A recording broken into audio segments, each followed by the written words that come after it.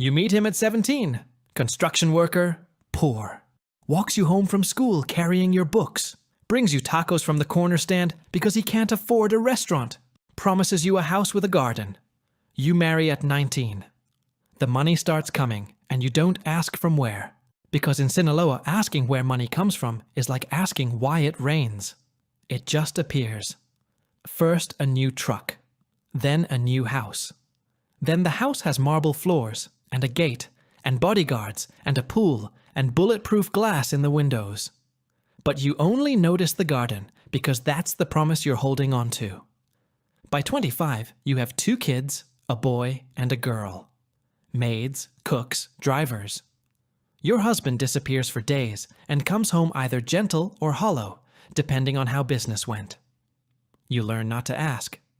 You raise the kids, smile at dinners where the wives don't talk about where the money comes from, and sign documents he puts in front of you without reading them because he asks nicely.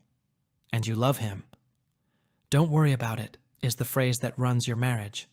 It sounds like love. It works like anesthesia. 15 years of not asking questions doesn't mean you don't have answers. You overhear phone calls while pretending to water plants. You see ledgers left open on his desk while bringing him coffee. You know the names of every lieutenant, every supplier, every politician who eats at your table with his wife and pretends the money came from real estate. You know which cops drive new trucks because of your husband, and which judges take vacations they can't afford on a government salary. None of this information was given to you. It settled into you the way smoke settles into curtains. You didn't choose to absorb it. But it's there. 15 years of silent accumulation turned you into the most dangerous filing cabinet in Sinaloa, and you didn't even know it. He dies on a Tuesday, not arrested, not extradited, not given the dignity of a trial or a negotiation, ambushed on a highway between Culiacan and Mazatlan. 3 armored trucks hit his convoy from both sides. Military-grade weapons. 40 seconds of gunfire that sounded like the end of the world, according to the one bodyguard who survived by playing dead under the dashboard. You find out from the television. You're standing in the kitchen, spreading mayonnaise on bread for your daughter's lunch, and his face appears on the screen next to the word "killed" in red block letters. You don't scream. You don't collapse. You don't drop the knife.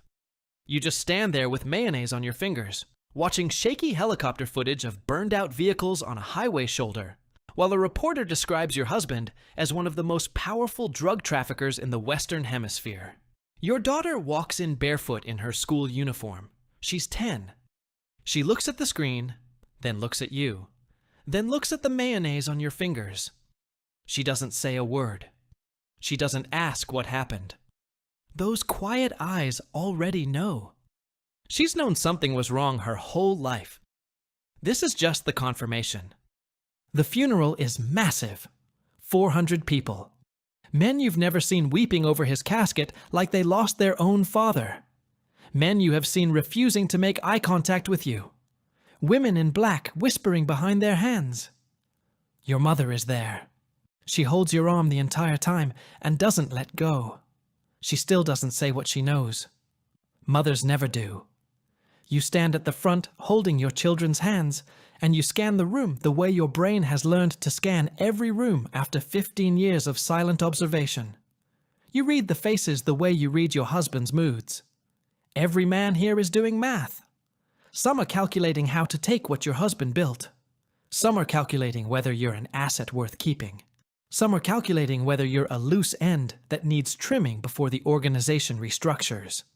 You hold your children's hands tighter and smile at every single one of them, because smiling is the only armor you've ever been issued in this life. And right now, it's the only thing standing between your family and whatever these men decide you're worth. The empire starts bleeding within a week. Torres, your husband's second in command, steps into the chair like he's been rehearsing for it. He cuts your household allowance. He moves into your husband's office at the warehouse. He stops returning your calls. The message is clear. You're the widow. You're furniture. Meanwhile, a rival cartel smells the weakness and starts pushing into your husband's northern corridor. 2 distribution points get hit in the same week. The Colombian supplier calls 3 times, and Torres doesn't pick up because Torres doesn't know how to talk to Colombians. He knows how to shoot people and intimidate street dealers. He doesn't know how to manage a supply chain that spans 4 countries. The organization your husband spent 15 years building starts leaking from every joint. Then the DEA shows up. 2 agents in a black SUV parked outside your gate.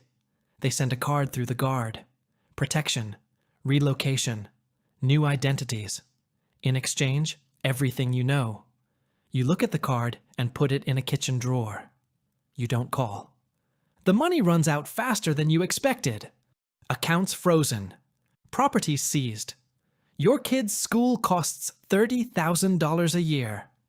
The house staff, the security, the cars, all of it runs on cash that stopped flowing because Torres is burning through reserves on a turf war he's losing. You have maybe 6 weeks before you're broke. You could cooperate with the feds. Witness protection. New names. A 2-bedroom apartment in some American suburb. Your son sharing a cafeteria with 500 strangers.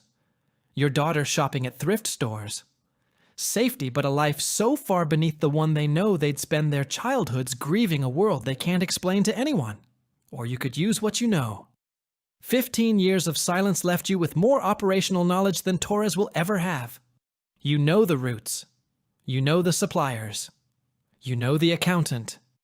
You know where the real money is because your husband whispered numbers in bed the way other men whisper that they love you. You don't choose the cartel because you want power. You choose it because you want your children to keep their bedrooms. You start quiet. First call is to Esteban in Colombia, your husband's oldest supplier. He respected your husband and considers Torres an insult. You call from a burner at midnight while your kids sleep. You talk for 40 minutes. You lay out the problem. Torres is losing territory, burning money, destroying the pipeline. You offer stability, clean logistics, on-time deliveries. Esteban agrees. Second call is to Mendoza, the accountant. He's loyal to you because 4 years ago, you warned him about a federal investigation 48 hours before it hit, and his family made it out of the country on your advice. That debt doesn't expire. Third call is to Pilar, Torres' own lieutenant.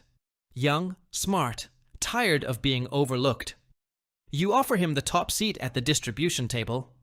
He takes it before you finish the sentence. You cut Torres out of the supply chain. Without product, his dealers go dry. Without dealers, his soldiers stop earning. Within 3 weeks, his own guys are asking Pilar where the shipments went. Torres comes to your house on a Thursday night, making threats with your daughter's drawings still on the fridge behind your head. You sit across from him and tell him Esteban won't take his calls. Mendoza froze his money, and Pilar's crew is triple whatever he has left. He leaves before midnight. You lock the door and stand in the hallway and realize your hands aren't even shaking. You run the operation from the kitchen table. Supply through Esteban on a route you redesigned from a conversation you overheard 3 years ago. Distribution through Pilar, money through Mendoza, and the front businesses your signature's been on for a decade. The DEA parks outside twice a week and sees a widow doing school drop-offs and gardening.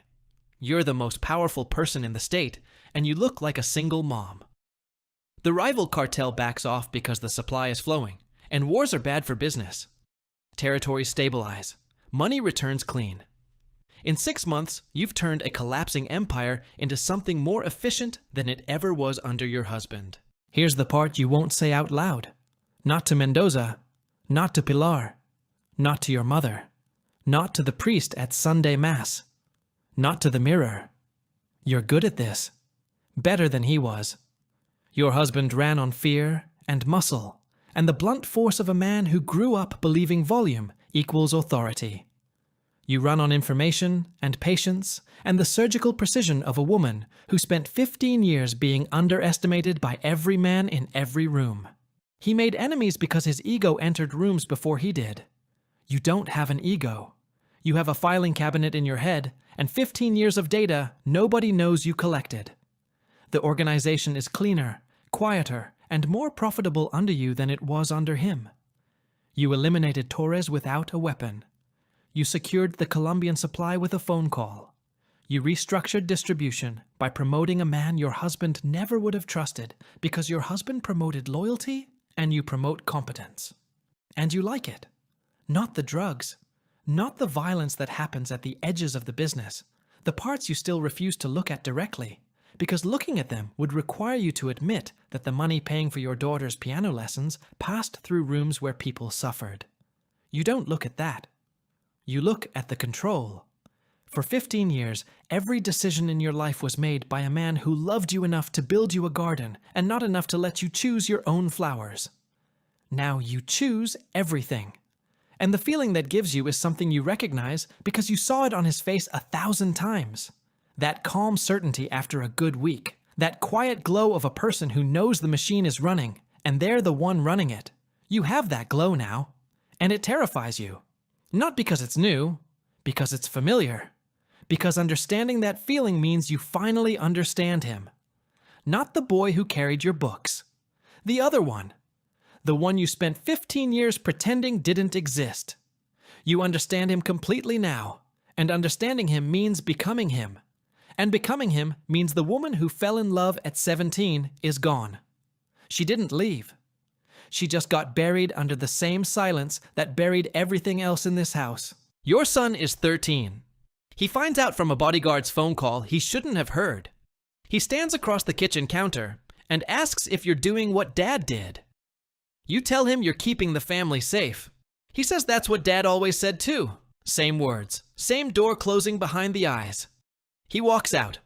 The phrase passes between generations like a virus.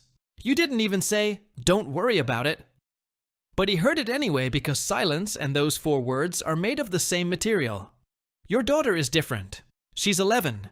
She doesn't confront you. She does something worse. She starts doing exactly what you did for 15 years.